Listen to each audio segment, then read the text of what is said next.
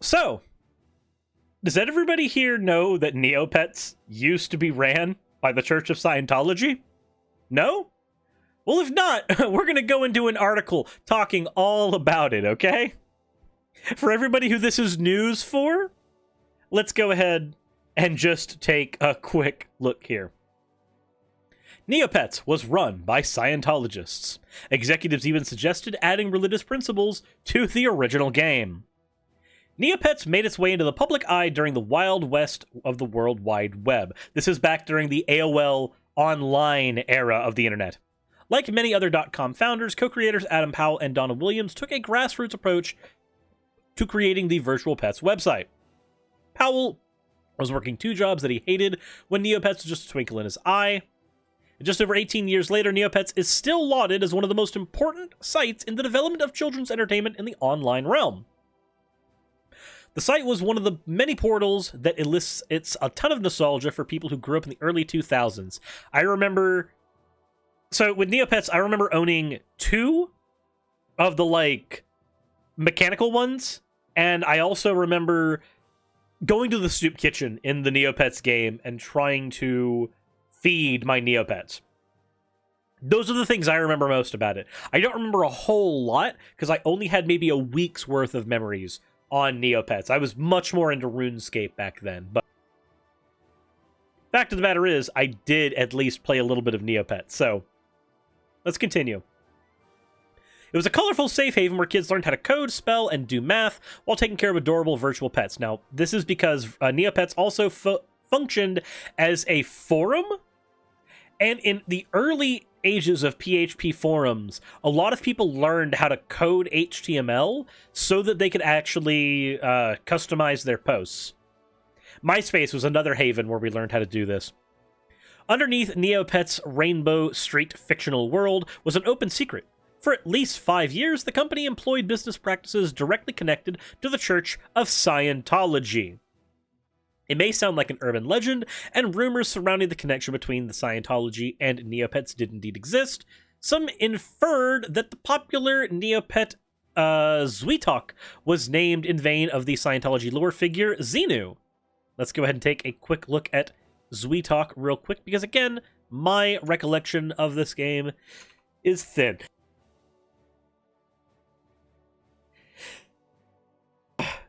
Sneezes, sorry. Here is Zweetok. Apparently, this is Lord Xenu within Neopets. But as Powell told the outline of Reddit, that one's not true, though. Apparently, it is not the Xenu of Neopets.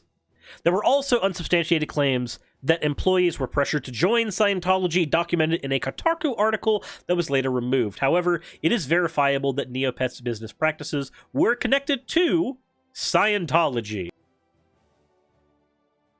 Before selling the company to Viacom in 2005, Neopets' then CEO, investor, and Scientologist Doug Dodrig utilized L. Ron Hubbard's trademark business model, Org Board, while overseeing the company. According to the church, the Org Board is an updated business technology used by society 80 trillion years ago, and updated by Hubbard. And Neopets isn't the only company that openly used or currently uses Org Board techniques.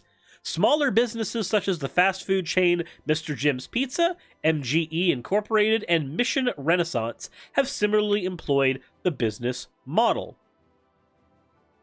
The information currently made public about Org Board is very vague. There are introductory workshops that are required to learn more about it. So this is the same thing as trying to get to clear. For those of you who don't know, in the world of Scientology, one of the goals of the members is to get to clear. What does that mean? So everybody in Scientology, in the religion, believes that you have past lives. They're past versions of yourselves, and you have to contextualize the current version of yourself by looking into the past and viewing the past versions of yourself.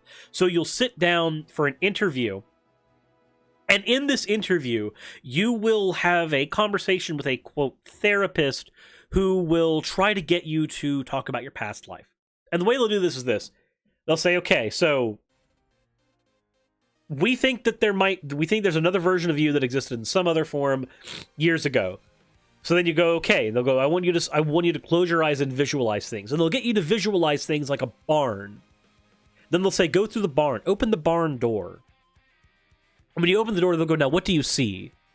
And if you say, well, the first thing that pops in your head might be, I see George Washington. And they go, oh, your past life might have been in the early colonial period, during the War for Independence. You might have been in George Washington's army. Tell me more. What are the guns like? What is the military uniforms wearing? And they're doing almost cold read type questions, trying to get you to expound upon a past life. Now, here's the thing that happens as well. Any information that you give to these, quote, therapists during this is not private information. This is information that the Church of Scientology will use against you going forward. So let's say that you said, in your past life, you cheated on someone, is what you come to the conclusion of. And they go, oh, you did. Is that maybe why you cheated on your wife in 2018? And you find out that the church was actually spying on you, and they know that you did this, but now it looks like it was somebody who knows so much more about you. Go, yeah, I did. And I'm really sorry for that, but I guess it makes sense now.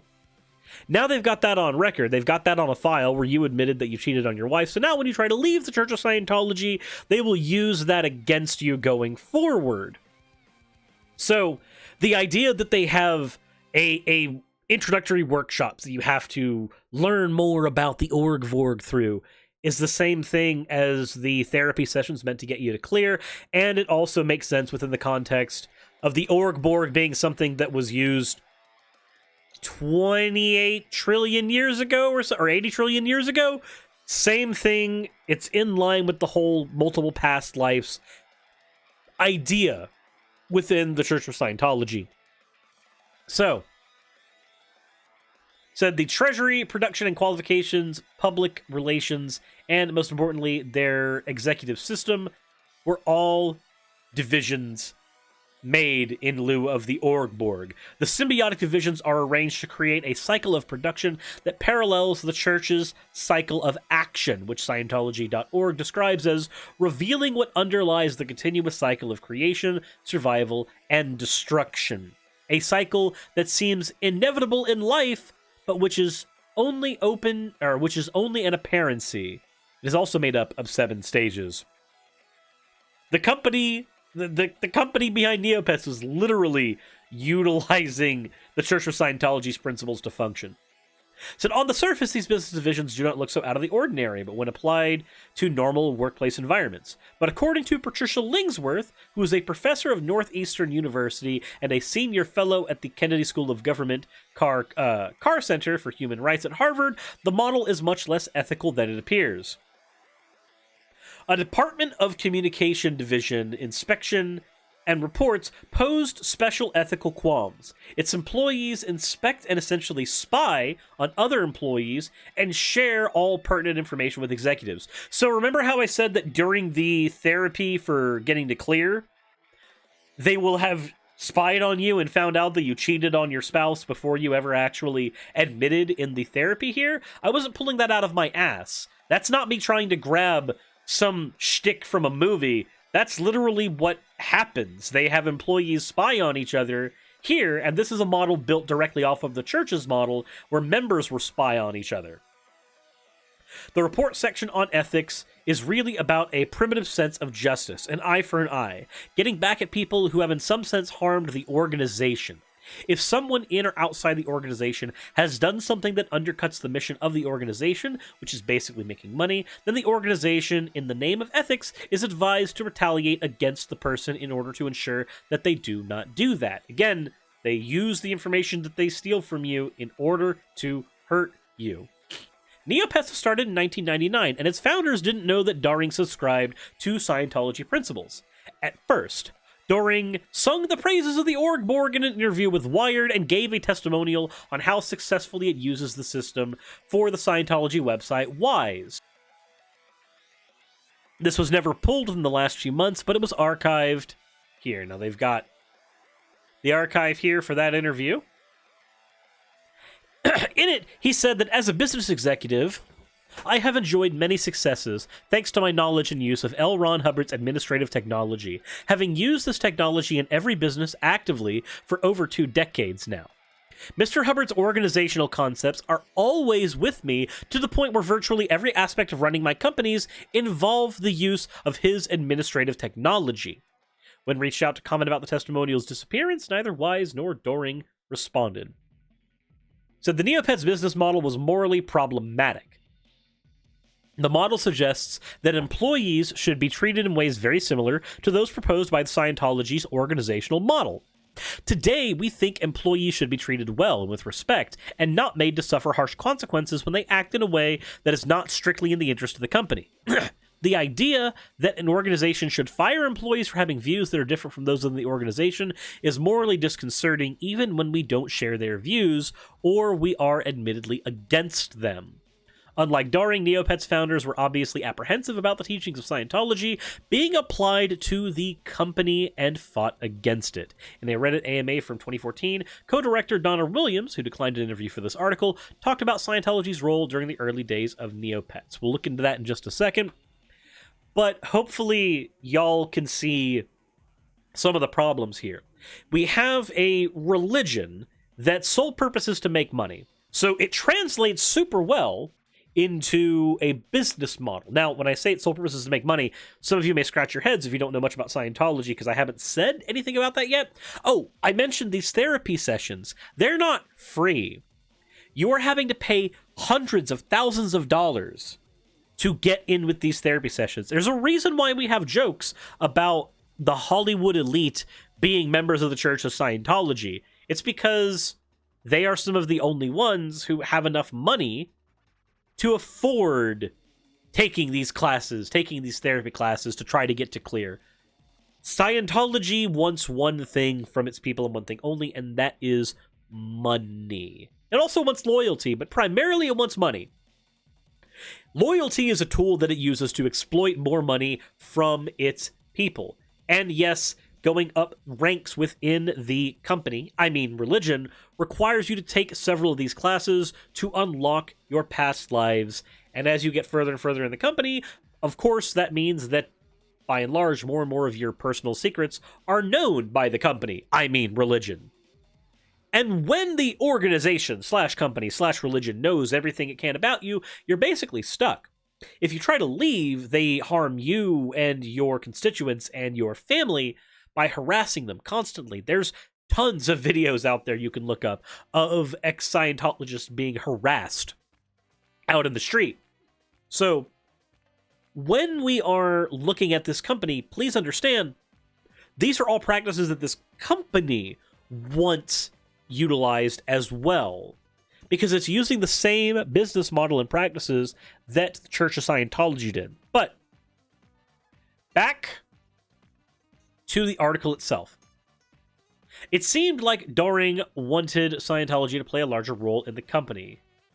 Well, hold on. Let's look. I need to go further up. So, Donna Williams says that they were not aware at the beginning, but they also were not totally naive. When they realized that the Church of Scientology was playing such a big role, it was a bit of a shock. It was somewhat awkward it was like the awkward moment when you realize that you started the biggest entertainment site visited by millions of children, but the upper management you just signed the company over to are part of some weird religion that is banned in some countries. When discussing the application of the org board, she says it really didn't change anything that I noticed, apart from some odd tests that interviewees had to take, consisting of questions like which straight line seemed friendlier, and stuff like that. But again, if you're higher up in the company, you might not have seen as many of the issues as people who were lower and potentially more vulnerable to being preyed on would have seen. It seemed like Doring wanted Scientology to play a larger role in the company, beyond org board's application. We found about 6 months after we started working there and started Googling all the employees, and they were all Scientologists. Powell, who left the company alongside Williams shortly after Viacom took over because of creative differences, explained that it was weird. We just didn't mention it until they hired this lady who wanted to bring Scientology onto the site. We fought that as hard as we could, and they got rid of her. Williams likewise stated in the AMA that at one time there was some talk about putting Scientology education on the site, but we killed that idea pretty sharpish. Adam and I made sure that it never made its way into anything site-related. Religion and politics are two big no-nos for us as far as the site's content went. Can't say the discussions we had to keep it that way were much fun, though. Although it was often a fun work environment during the early days, they had frequent Vegas trips, gaming tournaments, and eating competitions. Scientology always loomed in the background. A lot of employees were uncomfortable with the whole Scientology thing, especially since the test they gave to new employees had a copyright from L. Ron Hubbard at the bottom of each page. I think there was somewhat of a them versus us feel in the office. Basically, everybody who was there who was not a Scientologist feeling like there was a war going on between the Scientologist members and the non-Scientologist members. Representatives for Viacom and Neopets, as well as other former employees for this article, did not reply to requests for comment on the article. Neopets' connections to Scientology may not seem as explicit as other American companies who have closely aligned themselves with religious beliefs. However, as Professor Lingworth argued, any form of religion used in the workplace is a significant threat to democracy, especially if used on an even larger level than a simple website like Neopets. It would seem that society is far better off with a bright line rule that separates business and religion than with the status quo and the unnecessary risks that it entails. So, there y'all have it.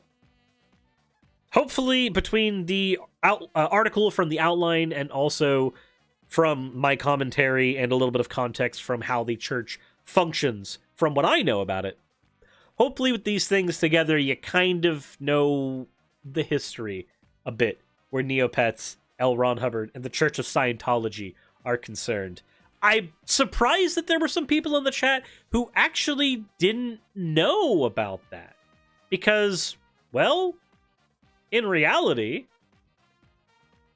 this is a thing that's been kind of this has been a known thing for a while. So when I encounter people who don't know about this, I'm just like, oh, cool, here's this really cool thing we can deep dive into that's strange and marries your childhood memories with potentially some scary creepypasta. But anyway, if you guys enjoyed, hit the like button, hit the subscribe button if you haven't already, hit the follow button if you're watching over on Twitch. As always, everyone, Internet Video tagline here.